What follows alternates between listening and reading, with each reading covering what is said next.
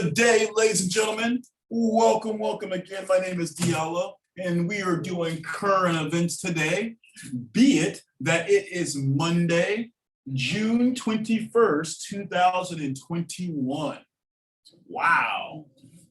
2021, that's crazy, huh? Crazy, right? And we're going to read out the East Bay Times to see what's going on in the world. Sorry, that's what's going on in the universe, our galaxy, the world, the continent, the country, the state, the county, and the city. Okay. And you. All right. We're reading out the East Bay Times on this lovely, beautiful day. Let's see what we have. Let's read this one. This one is titled Ethnic Grouping. It says study, Bay Area segregation is rising. What do you think that means? Yeah, I mean, white people live with white people, black people, black people. But you know what? It's kind of always been that way. Everywhere, especially in the Bay Area. Bay Area is very segregated, contrary to popular belief. It's very segregated. You have your African Americans that live with African Americans. You have your Asians that live with your Asians. You have your Hispanics that live with your Hispanics.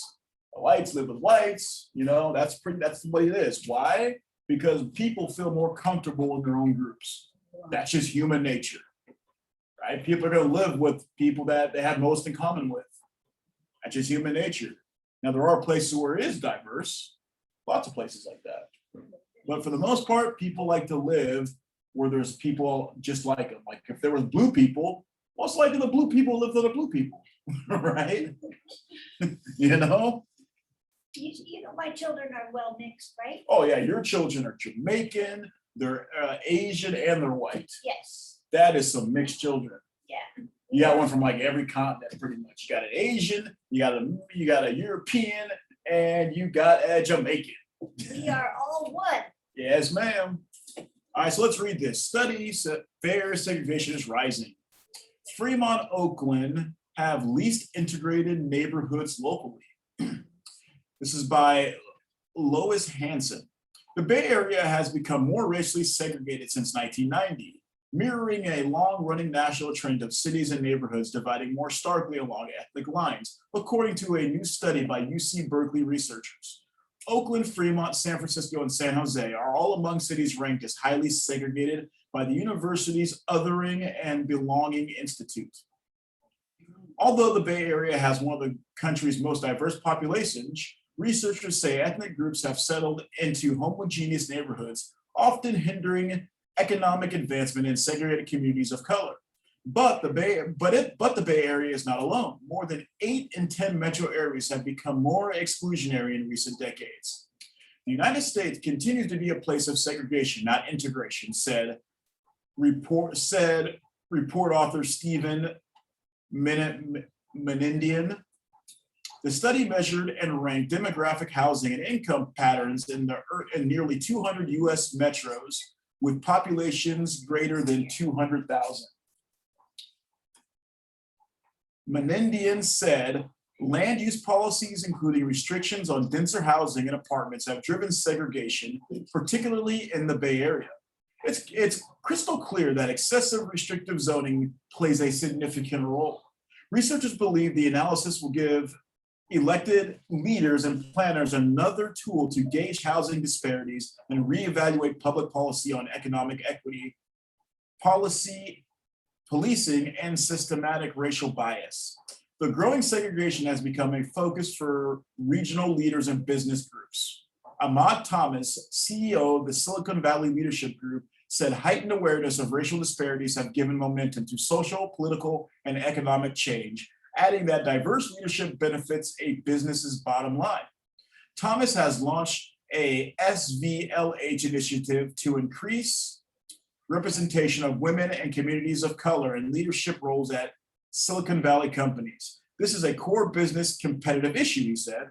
Silicon Valley tech companies have helped address inequity through innovation and helping support more affordable housing through policies and funding, Thomas said.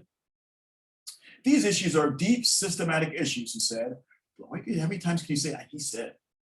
But I don't view them as an impractical problem. So what do you think about that? Segregation, right?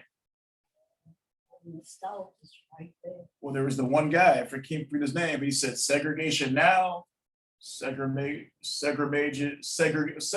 in the past, segregation now, segregation forever. Right? That was Bull Connor. Crazy white dude, that's for sure.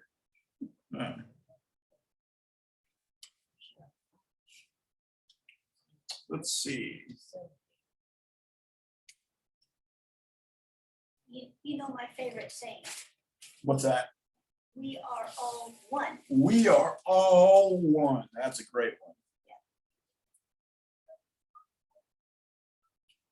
Here's one from Antioch. City first to formally apologize to Chinese AAPI for wrongdoings. So AAPI means American Asian Pacific Islander. That's what that means. Officials present letters of apology to Asian leaders and pledge to tell the story of torched Chinatown. This is from Antioch. Standing at the site of Antioch's former Chinatown, Mayor Lamar Thorpe and council members on Thursday signed the nation's first apology to the Chinese and AAPI for wrongs committed against early Chinese immigrants. Welcome to a new Antioch where opportunities live for all of the world's people and cultures, Thorpe said in his opening remarks at Waldy Plaza, acknowledging some ethnic groups haven't always been welcome in town. Today, we ceremoniously begin the process of reconciliation with our early Chinese American residents, their descendants, and the larger Asian American and Pacific Islanders community for past misdeeds that helped contribute to build a culture in our country that led to the rise in hate crimes stemming from the COVID-19 pandemic. Thorpe first advanced the idea of a formal apology to Chinese people, something no other city has ever done, during a news conference in April at downtown's Waldy's Plaza, where Chinese immigrants were driven out and their homes torched in 1876. City council members later approved the resolution, which members signed at a ceremony Thursday. Today, we as the city of Antioch take a dose of humility by acknowledging our troubled past and seeking forgiveness, recognizing there are many groups in our community who are just as deserving as an apology from their local, state, national government, the mayor said. However, given the national awakening that has spun out of the anti-Asian American Pacific Islander hate, it's critically important that we do this here right now. Antioch has never acknowledged its past as a sundown town where Chinese residents were banned from walking the streets after dark. Remnants of tunnels they built to connect the two businesses and their homes can still be seen in some spots downtown, from I Street to the waterfront. Thorpe and others on Thursday also acknowledged the role that the Black Lives Matter movement played in encouraging people to stand up for their rights. We will no longer be shy. We will no longer be embarrassed or uncomfortable with making other people feel uncomfortable with their personal issues, he said. And so I want to acknowledge that movement because it wouldn't have built the framework for political leaders such as ourselves to even be standing here, being unapologetic about apologizing to the people who have been done wrong. Via Zoom, keynote speaker, State Comptroller Betty T. Yee also acknowledged the Black Lives Matter movement's role in leading to a racial reckoning. I am here, I was heartened by the fact that really for the first time in our history, we're seeing multi-generations of Chinese Americans, of Asian Americans finally coming out, being visible to say we will not tolerate this, she said. But for the courage of those who have been protesting, we have been taking to the streets, have talked about how we need to stand together and allyship and solidarity to beat back as survivors of hate. Beat back as survivors of hate and discrimination. It's important to recognize Antioch's stain in history, she said, noting today's heightened incidents of hate and violence against Asians has its roots have its roots in what happened here. It's easy to have this disappear from our history books, and yet we are shining light on this. And because we are doing so, there's so many of you gathered from across all different communities, you said. We know that this is a hopeful day that does begin a new chapter of mutual relations. Representatives from several other groups also gave remarks and accepted copies of the resolution, including the Asian Pacific Islander American Public Affairs Association, Antioch Historical Society and Museum, Locke Foundation, Chinese American Historical Society of America, and the Angel Island Immigration Station Foundation. This is an important first step in our collective journeys toward truth, racial healing, and reconciliation, Edward Tephorn of the Angel Island Immigration Station Foundation said. I hope our ancestors can now feel at peace in heaven with this late but still necessary apology, added Andy Lee, president of the Contra Costa County College Board. It happened 135 years ago, right here in the area where we stand. The resolution sends a very clear message to all the people in the United States that this is a country for all and we have justice for all. That was good, huh? Yeah. So they're acknowledging that there was a massacre in Antioch where they burned down and killed Chinese people because they didn't want them there. And back then, in the late 1800s, so this is like right during and after the gold rush, a lot of Chinese immigrants came over here because they wanted to strike the rich, right? And they call them sundown towns, which they had in the South for Black people, where there were towns where Black people were not allowed out after dark. And if you were caught out there, it could be literally dire consequences. You could be killed. It was the same thing for the Chinese at Antioch during this time. So to get around that, they made tunnels that went from the waterfront to downtown where the businesses were so they could get around at night. That should never happen, right? No. I got a feeling it's going to happen again just because humans are dumb and we like to repeat history. But I don't know the group that's going to be scapegoated next time. It'll be a sun group unless we can stop it and come together and all be as one. Yes, we are all one. Yeah. What's that? Could be Black people that's coming forward. Could be white people, could be Black people, could be Hispanics, could be anybody. Yep, could be anybody. That's why we all need to come together. See what else we got.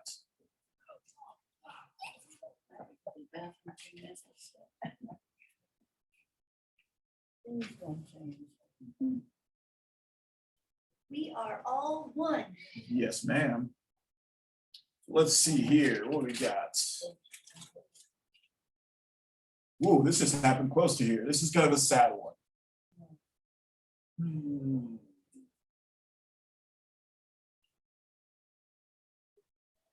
This is from Oakland. 1 killed, 6 wounded in shooting near Lake Merritt. Violence erupts in the evening along Lakeshore Avenue. 2 are arrested. So 1 person was killed and at least 6 others were wounded in a shooting Saturday evening at Lake Merritt near the city's Juneteenth celebration, the latest in a series of mass shootings that have struck the city this year. So does anybody know what Juneteenth is? We just had a celebration on Saturday, and our president signed a law that makes June 19th a federal holiday now from here on out. You know what it is? It's the moment where slaves who did not get the message of the Emancipation Proclamation in Texas were told that they were now free. So when the Emancipation Proclamation was signed, a lot in Texas, the slave owners did not let their slaves go. And because majority of the slaves couldn't read, nobody knew. So for 2 years after the Civil War, they were still slaves. Wow. Until the Union Army came, went through Texas and read the decree saying you are now free.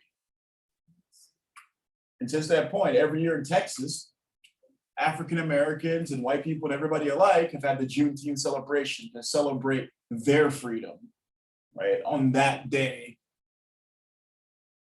Isn't that crazy? It's good. So, okay, this is a shooting that happened. Police said the shooting was reported at about 6:22 p.m. in the 2200 block of Lakeshore Avenue, where an estimated 1,000 people had gathered. One victim, a 22-year-old San Francisco man, was pronounced dead after being transported to the hospital, said Officer Juana Watson, a spokeswoman for the Oakland Police Department. The other 6 victims, 4 males ages 16 to 27, and 2 women, were in stable conditions, he said. There were originally 5 wounded victims reported, but an adult woman walked into a hospital late Saturday evening with a gunshot injury, bringing the number to 6. Investigators said they were trying to determine a motive for the shooting and identify suspects. 2 men running from the scene with guns were arrested, police said, but it is unclear if they were responsible for the shooting. That's terrible. People just shooting each other for no reason because they said something and now I gotta shoot you. It's so stupid. Ugh. Yeah, this makes you just want to yell at them and just say, stop being stupid. And a lot of this is young black men too, that we're all killing each other. It's terrible. Yeah, it's terrible. Being a young black man, it's hazardous. It's hazardous because other young black men are going to try to kill you if you're in the wrong place at the wrong time. Man, it's sad.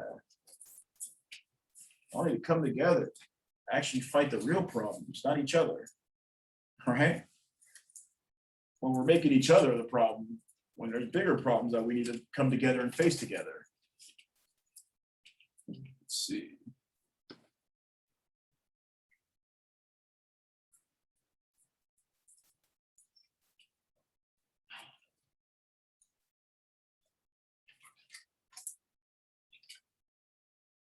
And you know my favorite saying, right? What's that? We are all one. And we are all one. My children are black, white, Chinese. Man. So let's look at another story here. So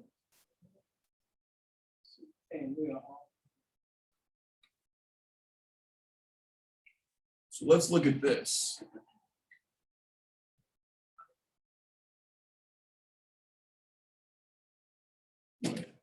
So I'm gonna ask you a question. Do you want to hear a really sad story or something more normal and upbeat? Okay. So this says 8 kids in youth van among the 13 lives lost to Tropical Storm Claudette. Atlanta. 8 children in a van from a youth home for abused or neglected children were killed in a fiery multi-vehicle crash on a wet interstate that also killed a man and his baby in another vehicle. The most devastating blow from the tropical depression that claimed 13 lives in Alabama as it caused flash floods and spurred tornadoes that destroyed dozens of homes. The crash happened Saturday about 35 miles south of Montgomery, Alabama on Interstate 65 after vehicles likely hydroplaned on wet roads, said Butler County Coroner Wayne Garlick. The van containing children ages 4 to 17 belonged to the Tallapoosa County Girls Ranch, a youth home operated by the Alabama Sheriff's Association. Michelle Smith, the youth ranch's CEO, said the van was heading back to the ranch near Camp Hill, northeast of Montgomery, after a week at the beach in Gulf Shores. It caught fire after the wreck, and Candace Gully, the ranch director, was the van's only survivor, pulled from the flames by a bystander. Oh my gosh. Gully remained hospitalized Sunday in Montgomery in serious but stable condition. She's going to survive her physical injuries, Smith said. 2 of the dead in the van were Gully's children, ages 4 and 16. 4 others were ranch residents and 2 were guests, Smith said. This is the worst tragedy I've been a part of in my life, said Smith, who drove Sunday to the ranch to talk to the remaining residents who had returned from Gulf Shores in a separate van and did not see the wreck. Words cannot explain what I saw, Smith said of the accident site, which he visited Saturday. We love these girls like they are our own children. The crash also claimed the lives of 2 other people who were in separate vehicles. Garlick identified them as 29-year-old Cody Fox and his 9-month-old daughter, Ariana, both of Marion County, Tennessee. He was a great guy, and we're really gonna miss him, said Aaron Sanders, who worked with Fox at the Emergency Management Association in Marion County. He said Fox also ran a hot tub business with his father and doted on his daughter. He just loved her to death, and that was his life. Multiple people were also injured. The National Transportation Safety Board tweeted that it was sending 10 investigators to the area Sunday to investigate the crash. And photos which showed at least 4 burned vehicles, including 2 large trucks. It said the inquiry would focus on vehicle technologies such as forward collision warning systems, fuel tank integrity, and occupant survivability. Meanwhile, a 24-year-old man and a 3-year-old boy were also killed Saturday when a tree fell on their house just outside the Tuscaloosa city limits, said Captain Jack Kennedy of the Tuscaloosa Violent Crimes Unit. Michaela Ross, a 23-year-old Fort Payne woman, died Saturday after her car ran off the road into a swollen creek, DeKalb County Deputy Coroner Chris Thatcher told WHNT-TV. Oh, just terribly sad. In this one storm, you had all these people die, especially the van with all the girls in it. Right, from 4 years old to 16, 17 years old, they died. Man, How many? 13 altogether. Whoa. That's just sad. Ugh. That's just so sad. All right, we need some happier stories. So we are going to go to our advice column with Miss Manners and Ask Amy. All right, those are more upbeat. Right, hold on, let me make sure I'm going to do that. And then we're going to end with our Today in History and our News of the Weird. Ooh, weird? Weird. Yeah. News of the Weird. All right, first, we're going to go to our advice column again with our Ask Amy. Where did you go, Miss Ask Amy? Where did you go? It's a beautiful day in the neighborhood, a beautiful day in the neighborhood. Would you be mine? Would you be my friend? All right, so we're gonna we're gonna go with Miss Manners first. This one's titled "Longtime Friends Skip Vaccines." The vaccines are for the pandemic, right? So everybody here's got our vaccine. There's some people who don't want it, so let's read. Dear Miss Manners, my husband and I and almost all of our friends are fully vaccinated against COVID-19, or soon will be. With the exception of the last year, we have held a summer party at our home annually for decades. We anticipate that we will do this summer following CDC and local health department guidelines.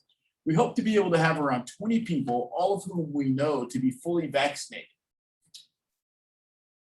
At Texas Body Left, a couple of friends who live nearby have also been invited and have always attended. However, they have let us know they are choosing not to be vaccinated. We are not comfortable including them this year because of both tradition and proximity. They will know the party is taking place. How does Miss Manners suggest we handle this? If we don't mention the party to them, what should we say if they drop by that day? I'm sure many others will face similar dilemmas in the near future, and I hope you can give us some good advice. So if they're not vaccinated, you're vaccinated, I think you're okay.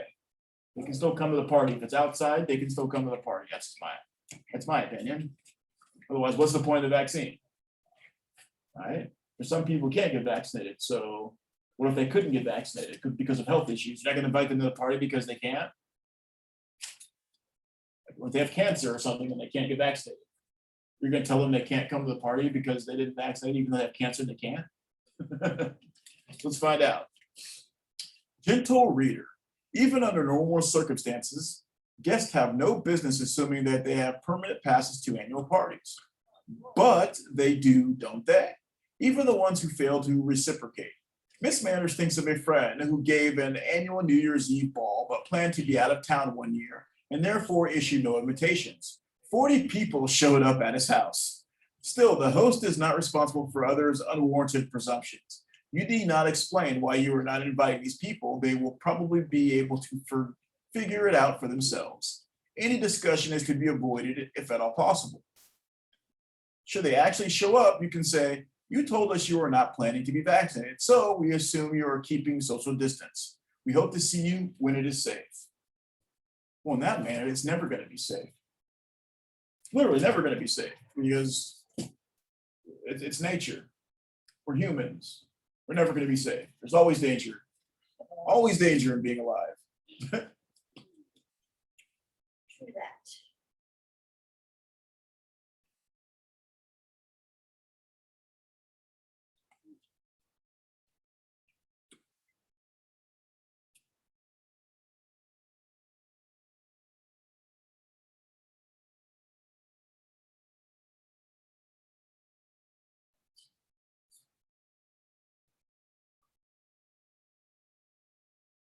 You know my favorite word, right? What's that? Ignore, ignore. Ignore.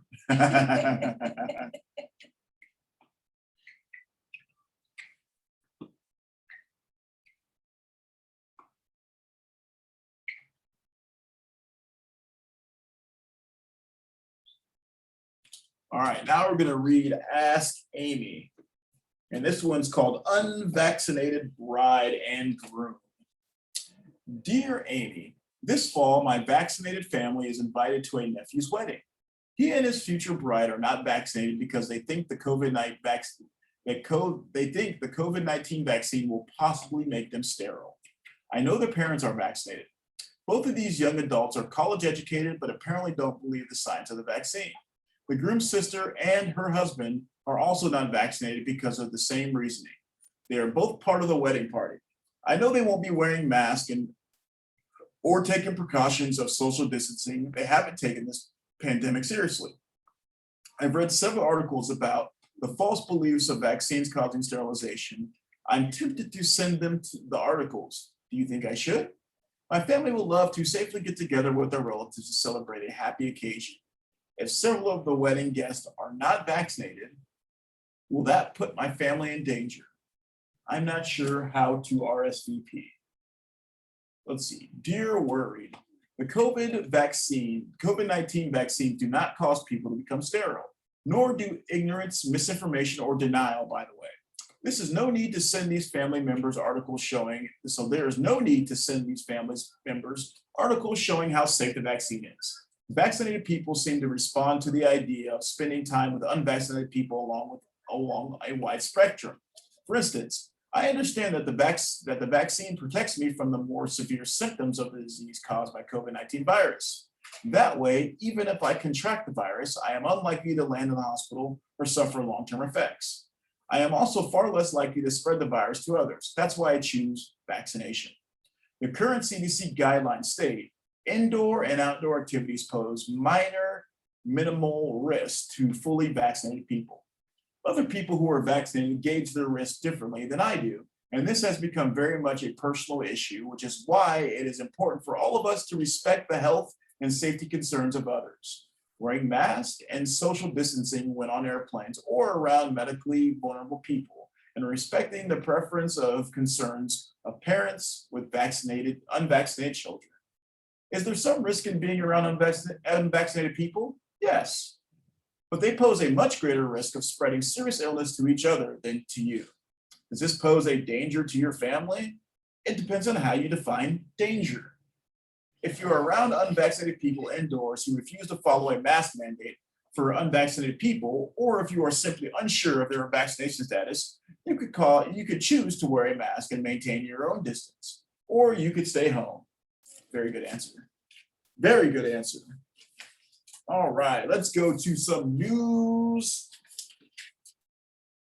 for today in history. So what we're going to do, today is June 21st, 2001. We're going to go back in history and look at different years of June 1st. June 21st. So the first date in history is June 21st, 1788. Whoa. Yeah. The United States Constitution went into effect as New Hampshire became the 9th state to ratify it. How about that? almost 12 years after it was written. And that was Declaration of Independence, not mine. June 21st, 1954. So that was a little bit early, right? Some of you were alive then. The American Cancer Society presented a study to the American Medical Association that found men who regularly smoked cigarettes died at a considerably higher rate than non-smokers. That's kind of self-explanatory. But if you remember way back when, doctors used to promote smoking as being healthy. What? Yes. Really? Even though the companies like Marlboro, they knew smoking was bad, but they were more worried about their bottom line. More smokers equals more money in their pockets. So they paid some doctors lots of money to say smoking is good for you. I don't think they said A pack a day keeps the doctor away, right? It's the opposite. A pack a day will put you in the bay, I guess. I don't know. A pack a day will definitely put you underneath the clay. There you go. Like that. A pack a day will get you under the clay. So June 21st, 1982. A jury in Washington, D.C. found John Hinckley Jr. not guilty by reason of insanity in the shooting of. Who did he shoot? John Hinckley Jr. Who did he shoot? In 1982. He did it to impress Jodie Foster, who he saw in the movie Taxi. Who did he kill? He didn't kill anybody, but who did he shoot? He tried to kill. Who? He was a president.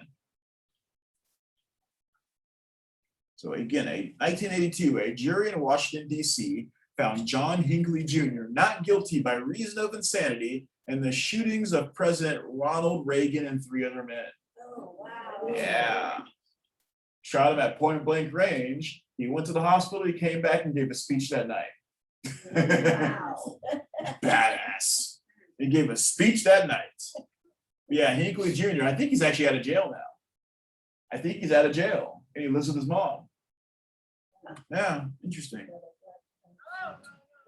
June 21st, 1989. So I was alive then. A sharply divided Supreme Court ruled that burning the American flag as a form of political protest was protected by the First Amendment. So I agree with that. I agree that you should have every right to burn the American flag. Doesn't mean I like it, but I believe you have the right to do it. Right? All right, last but not least, we have our news of the weird. Woo. News of the weird. This is titled, If You Can't Beat 'Em, Eat 'Em. He thought I was going to say join them. Nope, if you can't beat them, eat them. What to do with all those 17-year cicadas blanketing the eastern half of the country? You know what the cicadas are, right?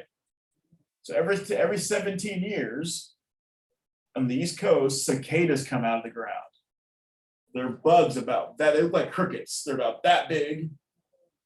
And they come out every 17 years so that they can mate and then turn into bug moths. Whoa. They get cocoon, they turn on to other stuff, but they come out to mate. And they're underground for 17 years. Wow. Yeah.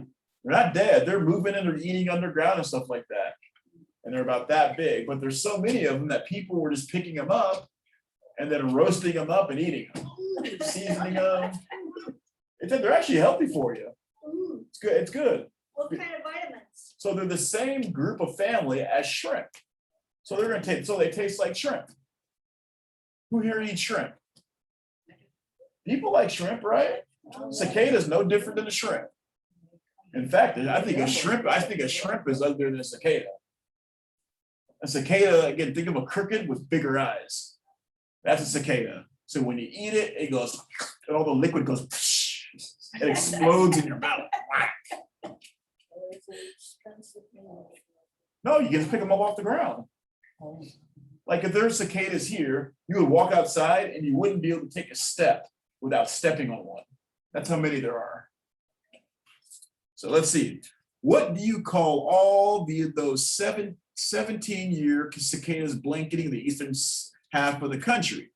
Sarah Dwyer of Chocolates in Bethesda, Maryland, is coating them in chocolate and selling them as exotic treats. Reuters reported she calls them delicious. She and her employees gather the bugs from trees behind the business and put them in paper bags, which they place in the freezer.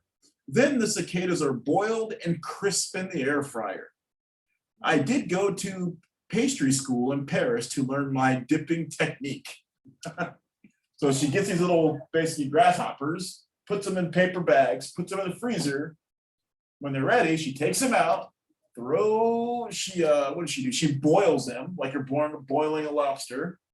And then she puts them in an air fryer, so they're all fried up, so they get nice and hard. So when you crunch on them, the juices are gonna pop out when you crunch it. It's more like chicken. Like shit's like shrimp. Like when you bite into a shrimp, right? It's like shrimp. So it's the same thing. And then she dips them in chocolate. Yeah. Chocolate covered cicadas. You wouldn't even know the difference. Yum, yum, yum. Let's see whose birthday it is. Anybody would know. Meredith Baxter turns 74. Let's see. Prince Williams, the prince, he turns 39. Jesse Smollett turns 39. You know who Jesse Smollett is? He's a black actor from Atlanta, Georgia. He's actually from Santa Rosa, but he lives in Atlanta. And a couple years ago, he came out and said that he was walking home one night at 2:00 in the morning, and two white guys wearing Trump hats and Trump stuff called him the N-word and beat him up and tied a noose around his neck. So the police came and they did an investigation, and something just didn't quite add up. He made up the whole thing. He actually hired, because there was a video of two people attacking him in Chicago. There's actually video. Turned out he hired two of his trainers who were black guys from Nigeria to pretend to beat him up and put the noose around his neck. Whoa. So he faked the whole thing. He faked the hate crime. Dump Trump. He hasn't had it, but Trump had nothing to do with Trump. He lied about it and said it was Trump supporters, and it wasn't. And he hasn't really worked since. Nobody will hire him. That guy. So thank you again. My name is Diallo. Thank you for joining me for our Current Events Monday on this lovely Monday, June 21st, 2021. Stay safe out there. Stay cool. Well, it's nice and cold here today, but stay cool. Social distance, wear your mask, and away we go. Yay!